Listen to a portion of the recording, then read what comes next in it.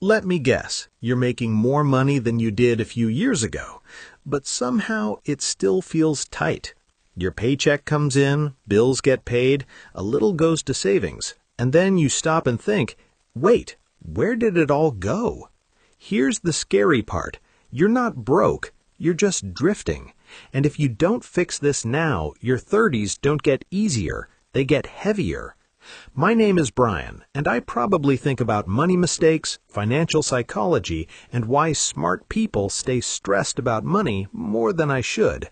And if you're someone who's earning, surviving, maybe even doing okay, but still feels behind or unsure about the future, make sure to hit the subscribe button and give this video a thumbs up if this helps you out. Because these aren't hustle tips. These aren't get-rich-quick tricks. These are the 7 money moves that quietly decide whether your 30s feel calm or chaotic. Here's the thing most people don't realize. Your 20s and early 30s aren't about maximizing income. They're about setting financial defaults. Defaults you'll live with for decades. Most people think financial success comes from big moments. Raises, promotions, windfalls, but in reality, it comes from small decisions made early and repeated automatically. Research from Fidelity and Vanguard shows that people who build strong financial habits before 30 end up with 2 to 3 times more net worth by retirement, even when they earn similar incomes later. Not because they're smarter, but because time forgives early mistakes and punishes late ones. So let's start with the first move. Stop confusing income with progress. This is the most common trap, and it's subtle. You start making more money so you feel like you're winning, but your lifestyle quietly expands to match it. A nicer apartment, a newer car, more subscriptions, more treat-yourself moments. And suddenly, your higher income buys you nothing but nicer stress. Here's what most people don't realize. Income growth without savings growth is fake progress. If your savings rate doesn't increase when your income does, you're not moving forward, you're just upgrading your cage. Let's do simple math. If you make $60,000 and save 5%, that's $3,000 a year. Later, you make $90,000, but you still save 5%. Now you're saving $4,500. Sounds better, but proportionally, nothing changed. Your lifestyle just scaled up. Your freedom didn't. The fix is simple, but uncomfortable. Every time you get a raise, automatically save at least 50% of the increase. You'll still feel richer, but your future self will feel safer. Now let's talk about the second move. Build an emergency fund before you try to be an investor. Now you might be thinking, Brian, shouldn't I be investing as early as possible? Yes, but not recklessly. An emergency fund isn't about returns, it's about stability. According to the Federal Reserve, nearly 40% of Americans can't cover a $400 emergency without borrowing money. That's not a math problem, that's a stress problem. When you don't have cash, every surprise becomes a crisis, and crises force bad decisions. High-interest debt, selling investments at the worst time, early withdrawals.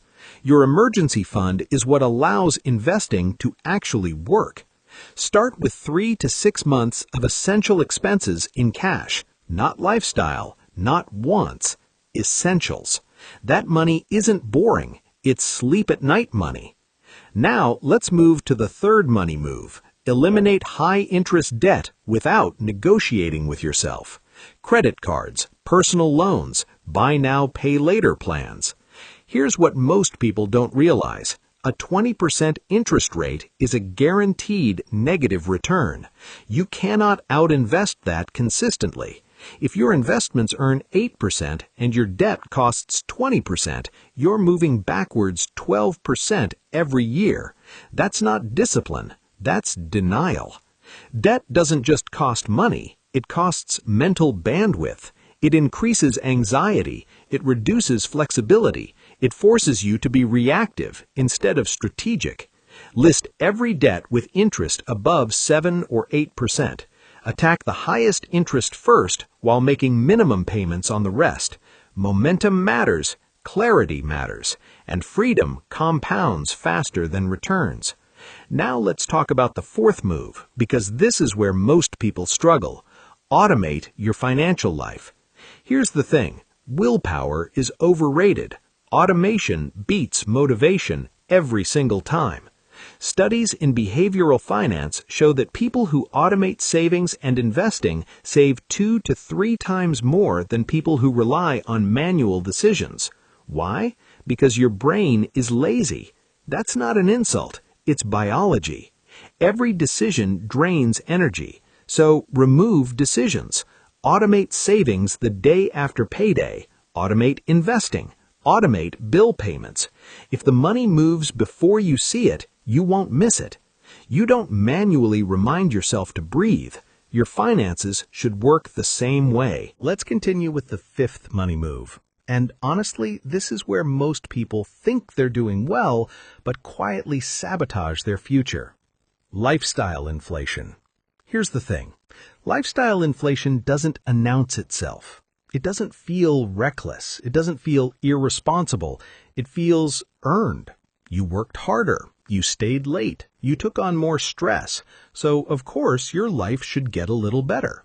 A nicer apartment, a better neighborhood, a more comfortable car, food you don't have to think about the price of. And look, none of that is wrong.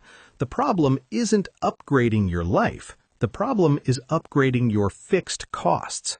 Because once a cost becomes fixed, it owns you. Psychologists call this loss aversion. We experience the pain of losing something about twice as strongly as the pleasure of gaining it. So once your lifestyle inflates, going backward feels like failure, even if it would actually improve your life. That's how people get trapped. Not because they don't make enough money, but because their obligations grow faster than their freedom. Here's what most people don't realize. Lifestyle inflation almost never happens because of one big decision.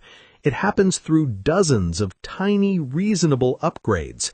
$300 more in rent, a car payment that's only a little higher, more subscriptions, more convenience, more eating out because you're busy now. Each decision makes sense on its own, but stacked together, they erase margin. And margin is everything. Margin is what lets you quit a bad job. Margin is what lets you take risks. Margin is what lets you sleep at night. A simple rule that changes everything is this. Delay lifestyle upgrades by 6 months after you can afford them. Not because you can't afford them, but because desire fades with time.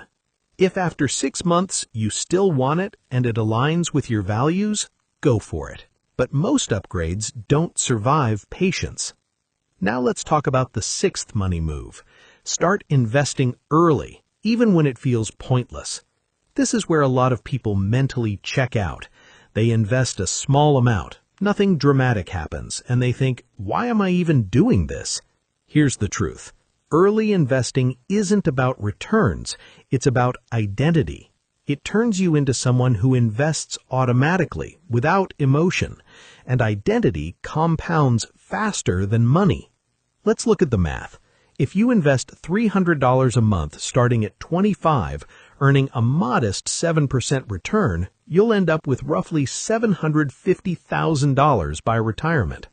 If you wait until 35, that number drops to roughly $350,000. Same contribution, same return, 10-year delay. That difference isn't talent, it's time. Time is the only asset you can't replace, and once it's gone, it's gone. Now, you might be thinking, Brian, I don't make enough yet. That's exactly why you start now. Small investments feel insignificant, but they build momentum. Momentum builds confidence. Confidence builds consistency, and consistency wins. You don't need fancy strategies, low-cost index funds, automatic contributions, no constant checking. Boring works. Exciting usually loses. Now let's talk about the seventh and final money move, and this one is uncomfortable. Define what enough actually means to you, because without a definition of enough, money becomes a treadmill. More income, more upgrades, more pressure, more stress. You can win financially and still feel behind because the finish line keeps moving. Ask yourself real questions. How much do I actually need to feel secure? What kind of days do I want? What am I optimizing for? More stuff or more time? More status or more peace? Money is not the goal. Money is a tool, and tools only work when you know what you're building. Here's something no one tells you before 30. Your financial habits don't just shape your net worth. They shape your anxiety, your confidence, your ability to say no, your ability to walk away. They shape your future choices. You don't need to be perfect before 30. You don't need to have it all figured out. You just need to be intentional. Because the people who win with money aren't smarter. They're consistent. They make boring decisions repeatedly. They protect their margin. They don't let lifestyle upgrades steal their future. And the best part? You can start today. You don't need a raise. You don't need a side hustle. You don't need permission. Just awareness. So if this video helped you see money differently, subscribe for more videos like this. Share it with someone who feels behind but doesn't know why. And remember this, the goal isn't to look rich, it's to be free.